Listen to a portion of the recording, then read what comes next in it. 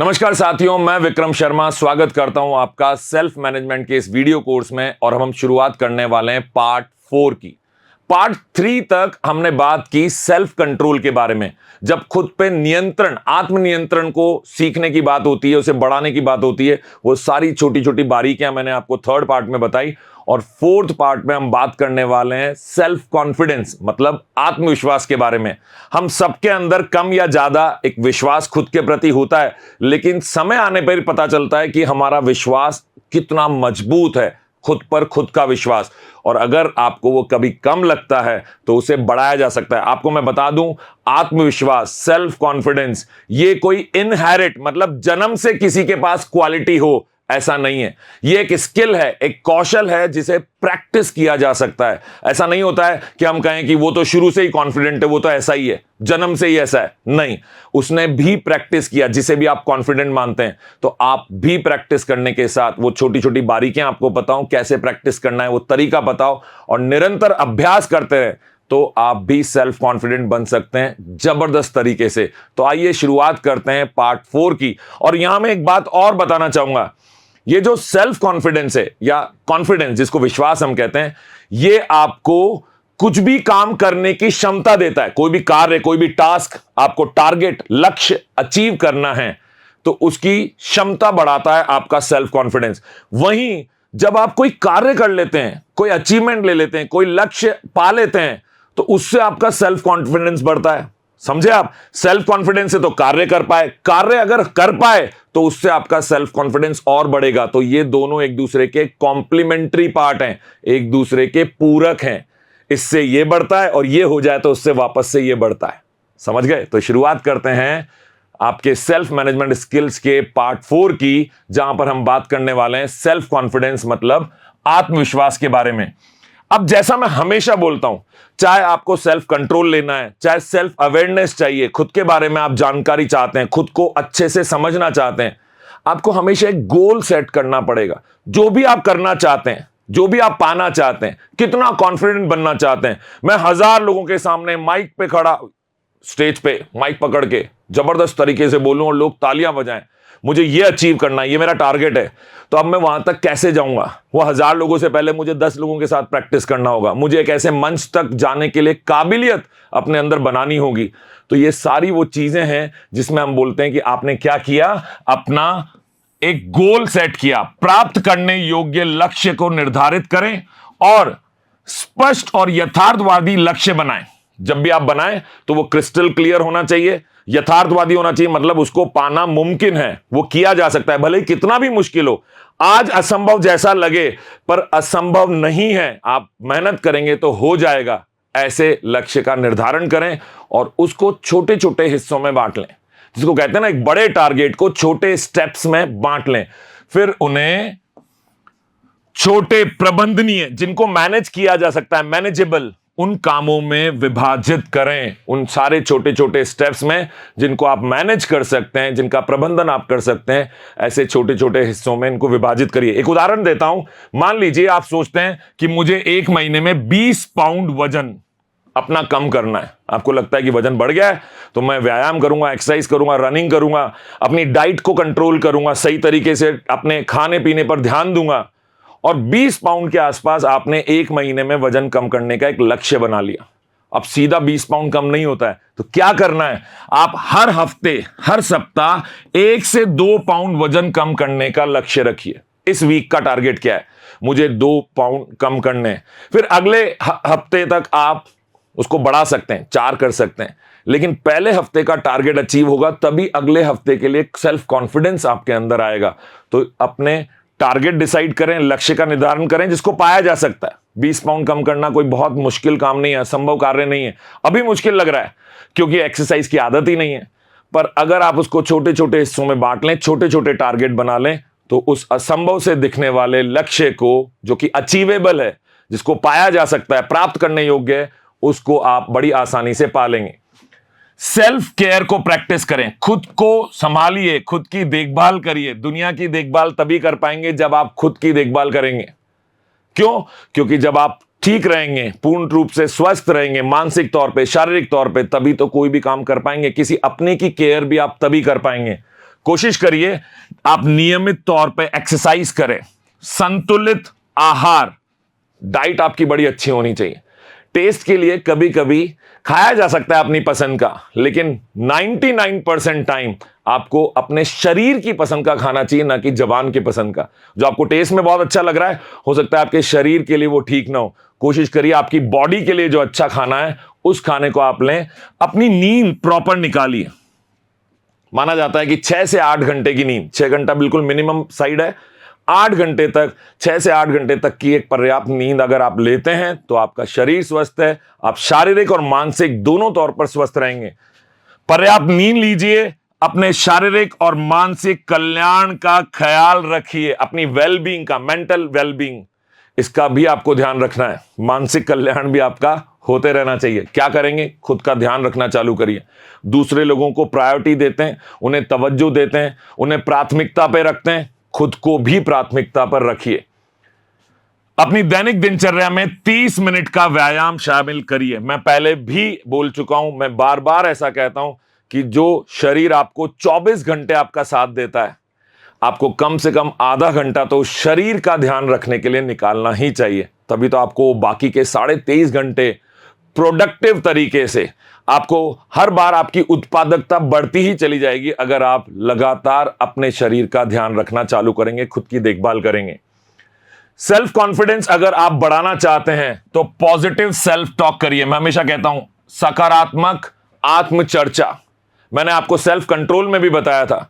खुद को बताइए कि मैं अपने कंट्रोल में हूं, मैं खुद को कंट्रोल कर सकता हूं, मैं इसके लिए प्रयास करूंगा। इसी तरीके से जब भी आपको नेगेटिव थॉट्स आते हैं, नकारात्मक विचार आते हैं, तो उनको सकारात्मक विचारों से, एक्साइटेड विचारों से, जिनसे आपको उत्साह मिलता हो, ऐसे विचारों से रिप्लेस करिए, बदलिए उनको। जब कभी भी आपको नेगेटिव थॉट आ रहे हैं, नकारात्मक सोच, उस समय पे आप परेशान हो रहे हैं, कोशिश करिए कि नहीं, अगर ये चीज ना हो के ऐसा हो जाए तो कितना बेहतर होगा।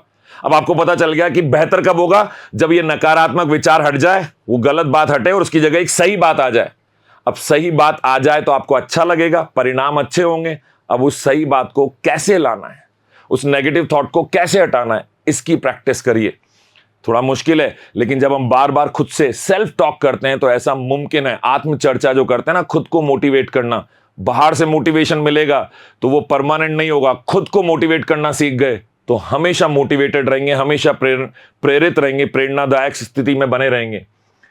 मैं ये नहीं कर सकता, कोई भी काम आपको डिफिकल्ट लग रहा है, मुश्किल लग रहा है, तो ये मत बोलिए कि मैं ये नहीं कर सकता। उसकी जगह थोड़ा सा तरीका बदलिए, बोलिए, खुद से बोलिए कि मैं सक्षम हूं, मैं कैपेबल हूं, मैं अपनी पूरी कोशिश करूंगा इस काम को करने के लिए। जो भी कार्य आपको करना है उसको करने के लिए खुद को बार बार कहिए कि भले मुश्किल लग रहा है, लेकिन मैं अपने प्रयास से इस मुश्किल काम को कर लूंगा, मैं अपना बेस्ट दूंगा, मैं कहीं कोई कमी कसर नहीं छोड़ूंगा।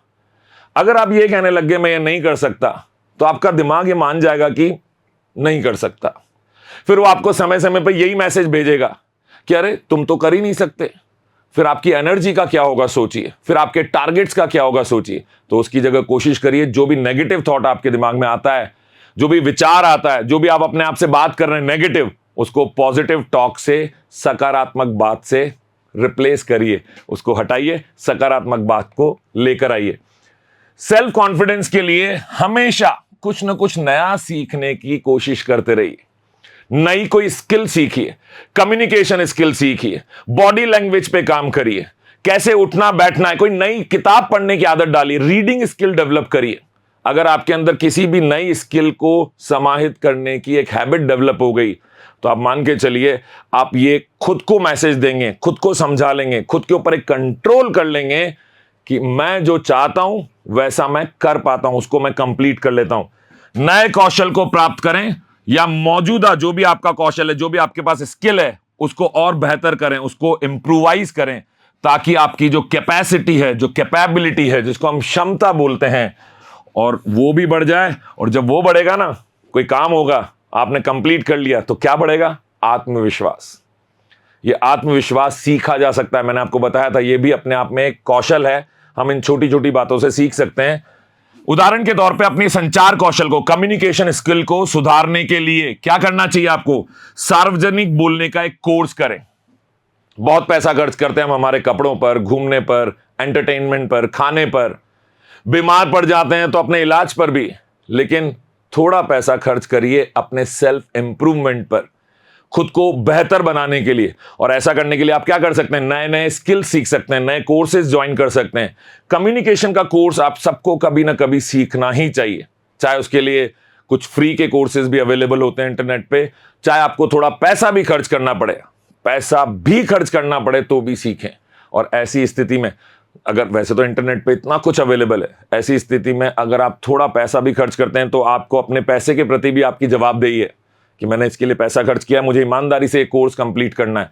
और जब आप वो नया कौशल सीख जाएंगे, जहां पे जैसे मैं कम्युनिकेशन की बात कर रहा हूं, संचार बेहतर तरीके से कैसे बात करें, तो जब आप वो नया कोर्स सीखेंगे तो वो आपको आपके सेल्फ कॉन्फिडेंस को बढ़ाने में मदद करेगा। जब बात चल रही है सेल्फ कॉन्फिडेंस की, तो ये सबसे खास बात, फेस योर फियर्स। अपने डर का सामना करिए, अपने डर को पीठ मत दिखाइए। अब याद रखिए, मैं एक बात बताता हूं, एक बाइसन नाम का एक जानवर होता है, ये थोड़ा भैंस जैसा दिखता है, लेकिन ये आपको नॉर्थ अमेरिका जैसी जगह में जहां ठंडे प्रदेश होते हैं वहां पर मिलेगा। एग्जैक्टली भैंस नहीं है, थोड़ा उसके जैसा है, उस प्रजाति का है, भैंस, बैल, याक, उसकी प्रजाति का। इसकी एक खास बात है, ये एक ऐसा जानवर है, जब बर्फीले तूफान आते हैं तेजी से, तो इधर से तूफान आ रहा है तो ये उससे बच के नहीं भागता कि तूफान आ रहा है चलो मैं दूर भाग जाऊं, ये तूफान की तरफ भागता है, क्योंकि इसको मालूम है कि जब मैं इस तूफान की तरफ भागूंगा तो तूफान जल्दी गुजर जाएगा।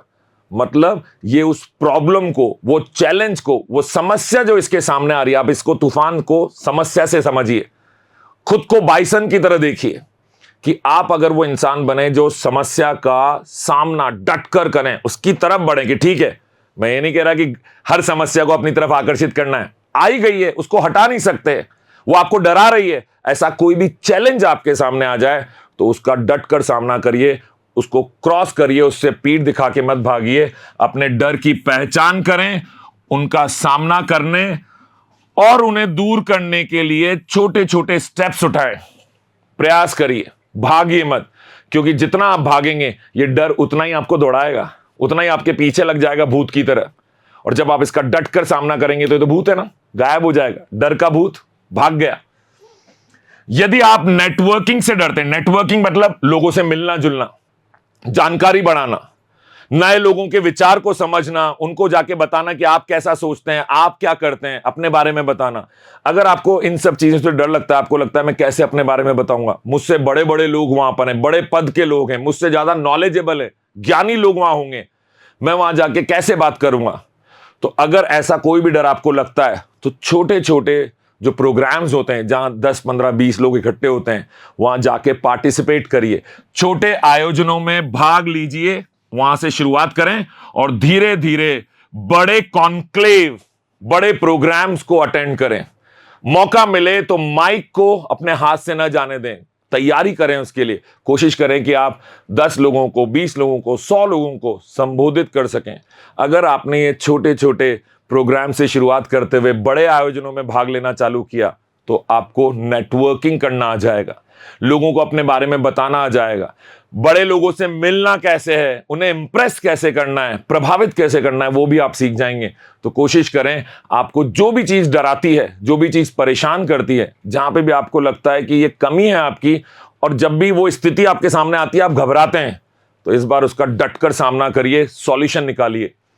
जब सेल्फ कॉन्फिडेंस की बात चल रही हो, तो जब कभी भी हम किसी से मिलते हैं, कोशिश करिए कि आप बेहतर कपड़े पहन के जाएं, कॉन्फिडेंटली ड्रेस करिए, आत्मविश्वास से कपड़े पहनिए। अब आत्मविश्वास से कपड़े पहनने का कतई ये मतलब नहीं है कि महंगे कपड़े पहनिए, कपड़ा सस्ता हो, महंगा हो, लेकिन साफ सुथरा हो, सलीके से प्रेस किया हुआ हो, आपने अच्छे से उसको अपने ऊपर धारण किया हो, फपता हो आप पर, सही कलर का आपने सिलेक्शन किया हो, सही रंग चुना है आपने पहनने के लिए। कॉन्फिडेंस के साथ उन कपड़ों को पहनिए, क्योंकि जब हम किसी से मिलते हैं तो पहली झलक वो हमारे बाहरी शरीर की ही लेता है, वो देखता है कि हम कैसे दिखते हैं, हमारा कॉन्फिडेंस झलकता है उससे। तो ऐसे कपड़े पहने जो आपको कंफर्टेबल भी रखे और आपको अच्छा महसूस कराए। साथ ही साथ आप प्रेजेंटेबल लगें। किसी के भी सामने आप खड़े हैं तो लगे कि हाँ ये मिलने के लिए आए हैं, अच्छे से ड्रेस्ड हैं, तो अच्छे तरीके से अच्छे सलीके से कपड़े पहनिए।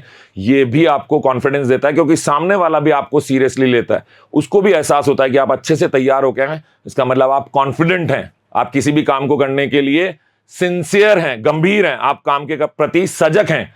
तो ये कितनी सारी बातें हैं जो आपके लिए पॉजिटिव हो जाती हैं उस इंसान के मन में। और जब आप किसी को अपने प्रति सकारात्मक होते हुए देखते हैं, सामने वाले को देखते हैं कि वो आपसे इंप्रेस्ड है, तो आपका सेल्फ कॉन्फिडेंस बढ़ेगा, पक्का बढ़ेगा।